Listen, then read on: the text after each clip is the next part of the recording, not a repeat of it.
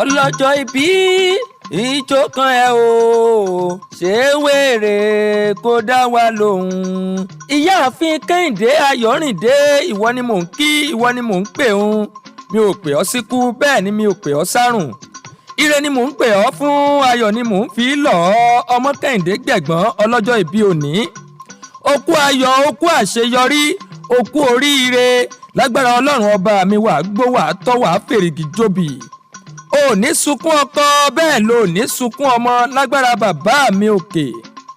ọmọ Kẹ́hìndé Èjìdé ẹ̀dùn gbálájá orí igi ọ̀kànbá bí èjì ló wọlé tọ̀ mí wíníwíní lójú orogún èjìwọ̀rọ̀ lójú ìyá rẹ̀ ọ̀bẹ kẹsẹ̀ bẹ́ kẹsà ó fẹsẹ̀ méjèèjì bẹ́ sílé alákìsà ó sọdọ̀ onígbà aṣọ gbajúmọ̀ ọmọ tí ń gbàkúnlẹ̀ ìyá rẹ̀ Mrs. Kẹ́hìndé Ayọ̀rìndé. ayé rẹ ò ní bàjẹ́ ojú òkín ti náà lẹ́bẹ̀ẹ́ lójú òní tì ọ́ lágbára Jésù Kristi. ò ní kàbùkù láyé ò ní dẹni àwátì tí mo bá kọrin ewì fún ọ títí mi ò bá délé àwọn bàbá rẹ kò tí ì kọ̀ǹpìlìtì.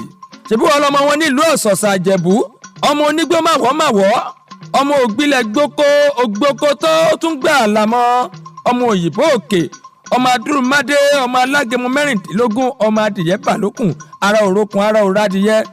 ṣebí ọlọmọ onílé ńlá ọmọ aládìyẹ ògògò mága. ìran bàbá rẹ ló kọ́kọ́ náwó dọ́là kó ìbò tó dé ọmọ Kẹ́hìndé gbẹ̀gbọ́n. wàá ṣàmọ́dún ẹ̀ tún bá wọn ṣẹ̀rẹ̀ mìíràn lágbára bàbá mi òkè. tẹ́ ẹ bá wá gbọ́ títí yín bá ń já tó ìránṣẹ́ ọlọ́run alààyè pásítọ̀ Fẹ́mi Ọládépò ló ní kí n máa forin ewì kí n máa gẹ̀yìn dáadáa wọ́n ní ẹ̀ ṣàmọ́dún ẹ̀ tún ṣẹ̀mí.